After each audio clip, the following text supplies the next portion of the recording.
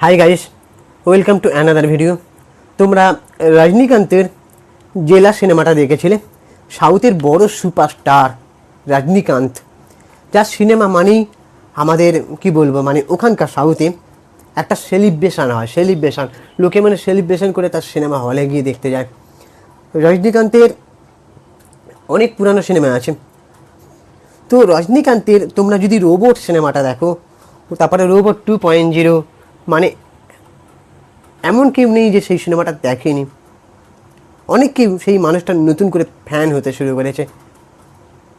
তার বয়স দিয়ে যদি তোমরা বিচার করো, আর তোমরা যদি দেখো যে রজনীকান্তের কিন্তু হ্যাঁ মানে বলতে গেলে তার ফলস চুল লাগানো থাকে, কিন্তু সেই মানুষটার অভিনয় শেষ কথা। মানে তার একটা স্টারডম রয়েছে, সুপার স্টারডম, ঠিক আছে।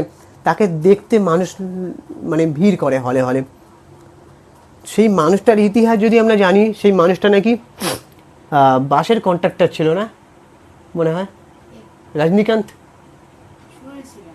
হ্যাঁ, মানে সে একটা নিচু মানে অনেক নিচ থেকে সে উঠে এসেছিল, অনেক স্ট্রাগল করেছে। এবার সেই রজনীকান্তের জেলার বলে সিনেমাটা তোমরা যখন দেখেছিলে, অনেকে জেলার সিনেমাটা মানে মানে কি বলবো, মানে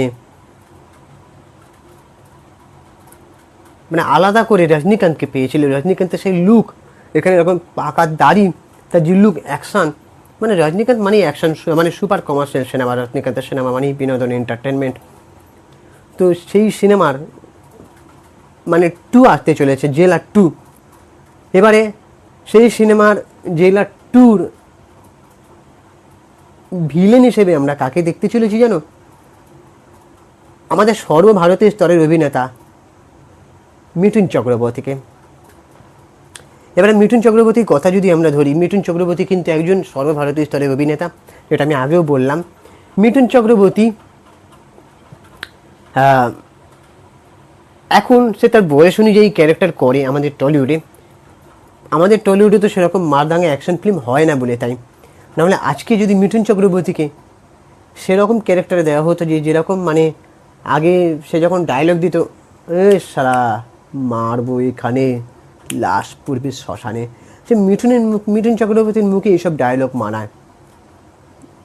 সে যখন একের পর এক সিনেমাগুলো করছিল, ফাটাকেষ্ট, তারপরে মহাগুরু, গুরু, দাদা, তুল কালাম, প্রত্যেকটা ছবি তার ডায়লগ শুনবে যে মিঠুন চক্রবর্তীর মুখেই কিন্তু সেই ডায়লগগুলো মানাতো। আমাদের বাংলার আরও কমার্শিয়াল হিরো ছিল ঠিকই, কিন্তু সেই ডায়লগগুলো একমাত্র মিঠুন চক্রবর্তীর মুখেই মানানসই। আলাদা একটা মানে তার ভয়েসে একটা আলাদা ভাইব, যে সেই ডায়লগ শুনলে মানে মানে হাততালি সিটে মারতে বাধ্য। তো সেই মিঠুন চক্রবর্তী বলিউডও একটার পর একটা প্রজেক্ট করছে। এখনও তো তার মানে বয়সকে কোনো তোয়াক্কা করে না।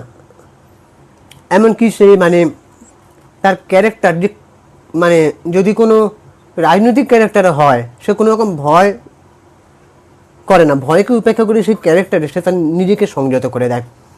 মানে আমি যদি অভিনেতা মিঠুন চক্রবর্তীকে যদি জাজ করি, সে অনবদ্য সুপার। এখনও সে তার ফাটিয়ে রেখে দেবে তার অভিনয় দিয়ে।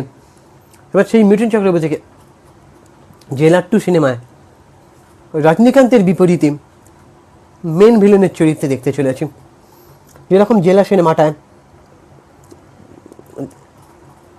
জেলারের পার্ট 1-এ যে ভিলেনটাকে মানুষ মনে রেখেছে, সেরকম একটা মানে অ্যাকশন করছে, এরকম একটা ভিলেনকে আমরা দেখতে পাবো রজনীকান্তের উল্টো দিকে। আমি শিওর যে মিঠুন চক্রবর্তীকে যদি অ্যাকশনের পার্টও দেওয়া হয়, সে কিন্তু ফাটিয়ে রেখে দেবে।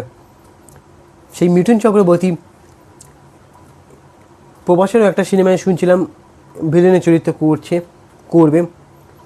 এবারে শুনছি জেলার 2-তে। মানে এরকম একটা আপডেট।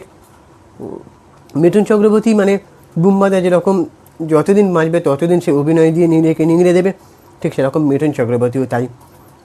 যতদিন বাঁচবে সে তো ভালো ভালো চরিত্র বেছে বেছে অভিনয় করে ফাটিয়ে যাবে। বলিউড, সাউথ, টলিউড সব জায়গায় সে সর্বভারতীয় স্তরের অভিনেতা, একজন বাঙালি হয়ে। এর থেকে গর্বের আর কিছু নেই। মিঠুন চক্রবর্তীর জন্য অনেক শুভেচ্ছা রইল, এবং সেই সিনেমার জন্য অনেক শুভেচ্ছা রইল। এবং এবার তোমাদের কী ওপিনিয়ন তোমরা জানো, এবং চ্যানেলটাকে সাবস্ক্রাইব করে দাও। আর আমি ইনস্টাগ্রামে রয়েছি চিঙ্কি বাবু 2531, তোমরা ওখানে গিয়ে ফলো করে দাও। টাটা, দেখা হচ্ছে পরের ভিডিওতে।